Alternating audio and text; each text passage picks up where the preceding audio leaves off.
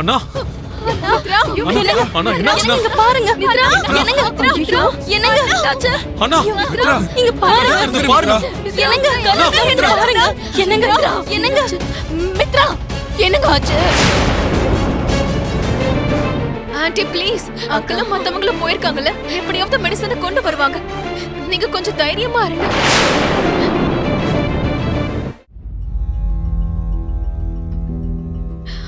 அரவிந்தா, என்னங்க அந்த medicines கிடைச்சிருச்சா?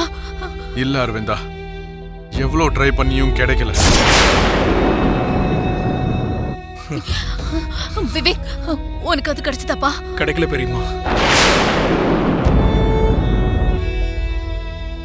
லக்ஷ்மிக்காவது medicine கிடைச்சதா இல்லையான்னு தெரியல. விவேக் போன் பண்ணு. மாமா ஆமா லக்ஷ்மி, மெடிசன் கிடைச்சிருச்சா? கிடைக்கல மாமா.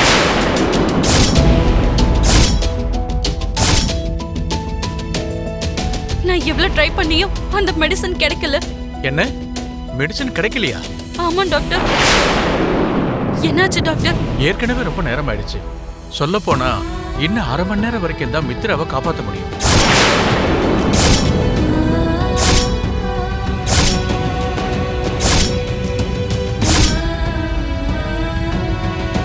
அதுக்குள்ள இந்த மெடிசன் கிடைக்கலன்னா மித்ராவை எங்களால காப்பாற்ற முடியாம போயிடும்.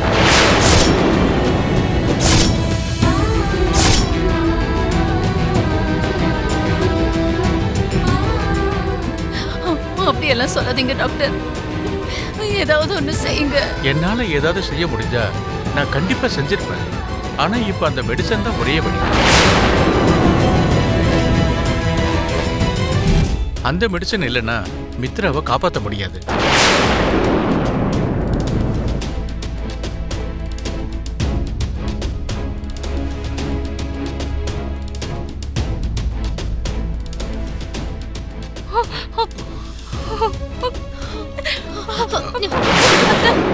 அரவிந்தா,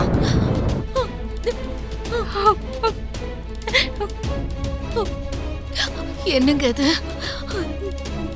நம்ம பையனோட உயிரை நம்மளால காப்பாற்ற முடியாதாங்க?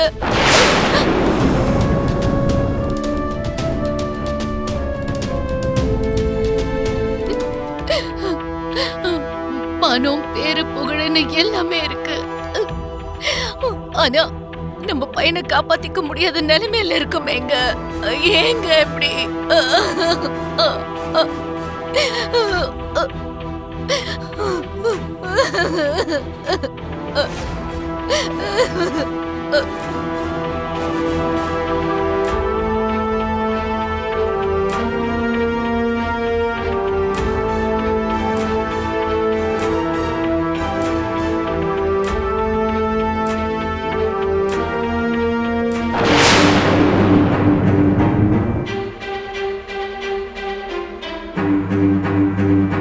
அடேங்கப்பா, இந்த சீன் ரொம்ப சூப்பரா இருக்கு. நந்தன் ஃபேமிலியே ஒரு காலத்துல என்ன பார்த்து சிரிச்சாங்க. இப்ப என்னால என் முன்னாடியே அழுதுகிட்டு இருக்காங்க. இதத்தான் நான் ஆசைப்பட்டேன். இந்த பிரவீன் மிட்டல் முன்னாடி நந்தன் குடும்பம் எப்பவும் தலை குனிஞ்சுதான் இருக்கணும். என்னை எதிர்த்தாங்கன்னா வாழ்க்கை பூரா அழுதுகிட்டே தான் இருப்பாங்க. அவங்க வாழ்க்கையில சந்தோஷமே இல்லாத மாதிரி நான் செய்ய போறேன்.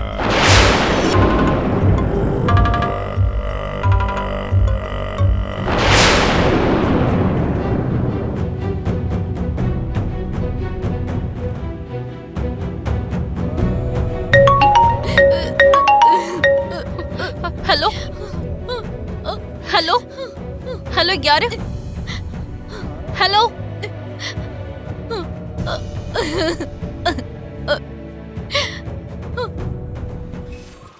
ஹலோ, யார் பேசுறீங்க?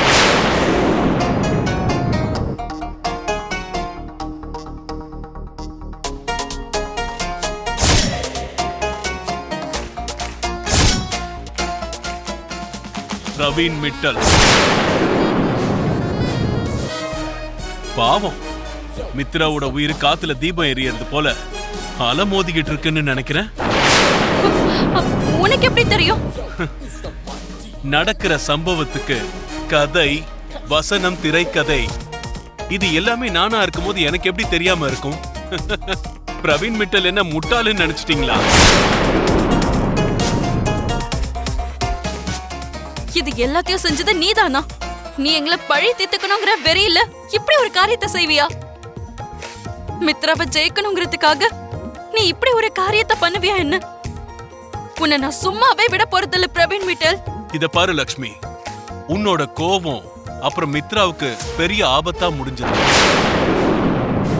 இப்ப உனக்கு இருக்க வேண்டியதெல்லாம் கோபம் கிடையாது, பொறுமையா யோசிக்கணும். யோசிச்சு அடி எடுத்து வச்சாதான் உன் புருஷனை காப்பாத்திக்கிறதுக்கான வழி உனக்கு கிடைக்கும். நீ உன் புருஷனை காப்பாத்திக்கணும்னா அவன் உடம்பு பூரா பரவி இருக்கிற அந்த விஷத்துக்கு மாத்து மருந்து தேவை. அந்த மாத்து மருந்து என்கிட்ட தான் இருக்கு.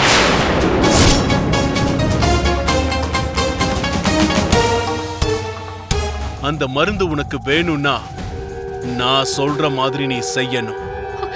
என்ன செய்யணும்? நீங்க ஆரம்பிக்க போற பாரத் டவுன்ஷிப் ப்ராஜெக்ட என்கிட்ட நீங்க ஹேண்ட் ஓவர் பண்ணியே ஆகணும். அதுக்கு உங்க மாமனார் கிட்ட உன்னோட மாமியார் கிட்ட நீ தான் கையெழுத்து வாங்கி கொடுக்கணும். அது மட்டும் இல்ல, நீங்க இந்த ப்ராஜெக்ட விட்டு விலகுறேன்னு சொல்லி மீடியா முன்னாடி அனௌன்ஸ் பண்ணணும். முதல்ல ப்ராஜெக்டை என் கையில கொண்டு வந்து கொடு, அது போதும். உனக்கு தேவையான மாத்து மருந்து உனக்கு நிச்சயம் கிடைக்கும். என்ன சொன்ன? இத சாக்கா வச்சுக்கிட்டு ப்ராஜெக்ட உனக்கு சொந்தமாக்கிக்கலாம்னு பாக்குறியா? தெரியாதப்போ அவளை பத்தி தப்பா பேசுற அதிகாரமும் அருகதையும் உனக்கு இல்ல. எல்லா விஷயத்திலயும் லக்ஷ்மிக்கே நீங்க சப்போர்ட் பண்ணிக்கிட்டு இருக்கீங்க மாமா. இங்க நிலைமை இவ்வளவு மோசமா இருக்கும் போது அவ எங்க போயிட்டு இருக்கா, என்ன செய்யறதுக்காக போறா? அவ திரும்பி வந்தாதான் நமக்கு தெரியும். அது வரைக்கும் கொஞ்சம் பொறுமையா இரு.